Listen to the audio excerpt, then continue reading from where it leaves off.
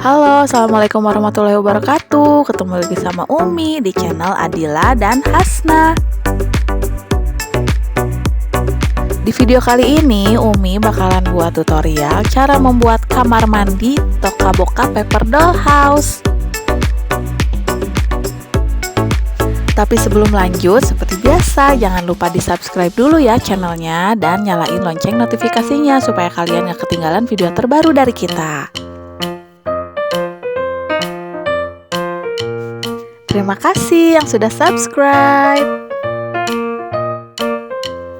Disimak sampai habis ya videonya, nontonnya jangan di skip-skip. Enjoy watching.